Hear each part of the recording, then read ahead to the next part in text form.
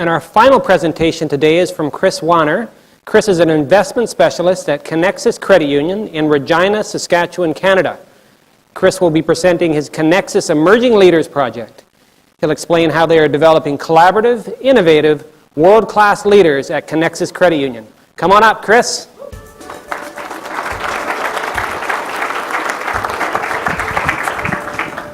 Thank you, sir. Appreciate it. Good afternoon, everyone. As Tim mentioned, I'm Kris Wanner, and I'm the presenter with likely the hardest last name, hometown, and province to present today. I'm from Regina, Saskatchewan, which means I'm your Canadian content for this year's Next Top Credit Union Executive. I know Tim told you about that too. I heard some of that. And I want to take a moment to thank Currency, CUES, DDJ Myers, not only for this opportunity, but for the opportunities that they've provided so many other people, and again, we saw that earlier, to tell their credit union stories. And I'm going to tell you ours. So when you truly have a culture of empowerment, you no longer fear failure. And failure is something that we faced when we first tried to get an emerging leader initiative off the ground at Connexus. We failed to move that forward. However, we were challenged and trusted to learn from that experience and create the program you see today, a strategic, accountable, and vibrant leadership initiative. So we exist to make a meaningful, tangible difference in our members, colleagues, and communities through the development of world-class leaders.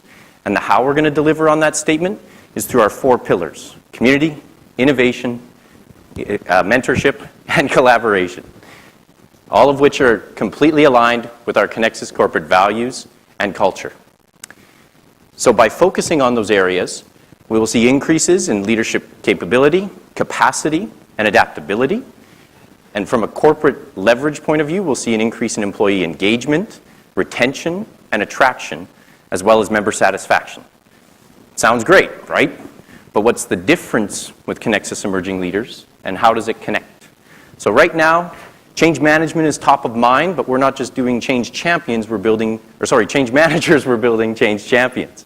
Champions who are going to deliver innovation and vision, making us faster, smarter, and more efficient credit unions and leaders. We talk about leading from any chair at Connexus, and that is established within our committee of 5, our 15 annually selected champions, and our 75 members in just 4 months of existence.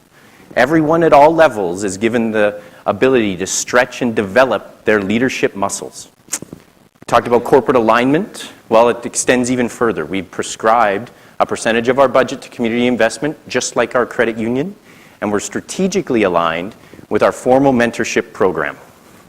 So can anybody tell me what the numbers 67, 73, and 84 represent? Here's a hint. It's not the golden years of rock and roll.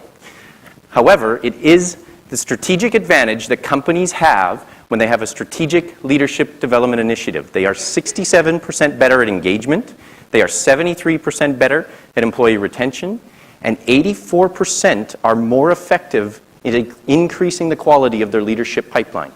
These numbers transcend borders, they transcend businesses, and they transcend credit unions.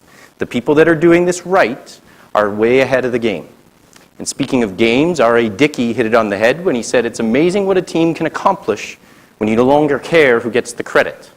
The authenticity of that statement speaks directly to collaboration and the things we can do when we work together. So internally, it's about knocking down silos, something that in Saskatchewan we know a thing or two about, and we're getting pretty good at it. It's about being inclusive. It's about integrating your leaders and layering them through your credit union to continue growing your member base. When we talk about our credit union relationships from a regional, national, and international perspective, we've seen increases exponentially as we're focusing on leadership development, innovation, and system advancement, all at a lower cost to credit unions. And when we talk about our strategic community partners, for example, we focus on engaging students at our educational areas in a coaching, mentoring, and social way because we want to be connected to the next leadership and next members that we're going to see, as well as have an impact in our community. So, why would we want to be connected to the next generation of leaders and members? Well, human beings by nature want to follow a movement, and millennials are the #1 engaged group in that area. Caveat, however, it can't just feel good, it has to do good. It can't be something where you just attach your name to a community event or a one-time event, something like that. It has to be meaningful and authentic to resonate. So 70% of millennials say giving back and civil engagement are their number one priorities. They also shared that they share their business with the corporations that do this. The kicker is 75% seek out employers that do this. So how many in this room right now support social causes? It's all of us. That's right. We're credit unions. We're built on a foundation of member impact and community give back. We are perfectly positioned to attract the next generation of not only leaders, but members. The US government is projecting 10,000 people per day for the next 19 years to retire. Think of how that not only impacts your credit unions, but how it's going to impact your members. We have to be specific, we have to be purposeful, and we have to be strategic, integrating our leaders throughout our organizations now, not only to just serve our members like they expect, but how they deserve. So we're going to measure ourselves in a few different ways. We're going to focus on community and innovation as they're close to our hearts as they directly affect members and the sustainability of our credit unions, and we're going to keep track of the hours that we commit to those. We're also going to look at our participants and see what movement looks like from informal to formal leadership roles, as well as from a aggregate role increase point of view. So from there, you also can take a look at advocacy factor. And what happens when you move someone's clock forward on their engagement is you start seeing heightened social and interactive promotion, so online, in person, or with corporate initiatives. So like Marty McFly, we don't know what the future looks like, but we want to do more than just succeed, we want to thrive. So my call to action for you today isn't to just engage your emerging leaders, or your leaders for that matter. Challenge them. Challenge them, trust them, and let them build with you the future. And do that again and again and again.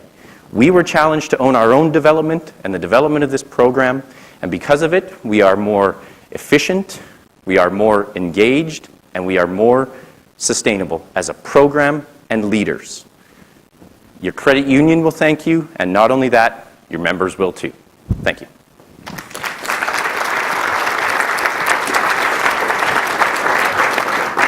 Sir. Excellent job, Kris. Let's start with Tammy. Nice job, Kris. So you had talked, when you launched the program, you said about 4 months ago, is that correct? You had 15 champions? And Correct. Pardon? Correct, sorry. Correct. And then you said 75 Total folks. members in the entire program. Okay. So when you launched the program, how does that measure up to what you anticipated? And then also, if you can fast forward a year from now, what might that look like? Fantastic. Well, we have essentially an employment base of just over 1,000 employees, and we have just over 300 under the age of 35, which is our kind of target demographic. So when you're talking about a 75 member base, we knew there was an appetite at Connexus for that and for that type of engagement. So we anticipate kind of by the end of the year to see about 100 from there. And then again, from move forward basis, could be anywhere from 200 to 300, but as our credit union grows, that number can continue to grow. Thank you. Thanks. Brandon. Good job, Kris. Thank you. What was the most rewarding aspect of the program for you, both personally and professionally? It's seeing other individuals move forward. A quote that's always stuck with me is managers look to promote themselves and leaders look to promote others. And something that we saw right away as a committee, we talked about, we held a Champions Orientation Day in September. And, we were kind of like this situation, a little paranoid of impact and that kind of stuff. And would it resonate? And somebody emailed me and she said, you know what, I want to run a meeting and I want to talk to my team about this and how it can also not only affect a young leader or an emerging leader, but the entire branch in this case, her entire team, and how that can permeate through and infiltrate. So seeing it kind of go and build the framework from there. Excellent. Dee Dee. Yeah, thank you, Kris.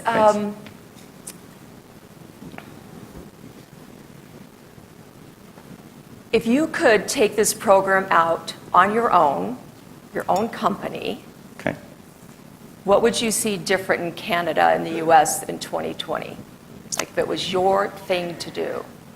My biggest gap would be something that I've learned even over the course of the earliest part of this conference is how very similar the two type of credit unions, both Canadian and national, are. So I think it would be making sure that we resonate with our, if it were to move into the States, our American audiences, and make sure that there's value being delivered there, right? So finding out what makes that credit union tick and making it while still kind of uniform and something that works for everyone, but something that is specific and special to your credit union and who you are and how you work with not only your employees but your members.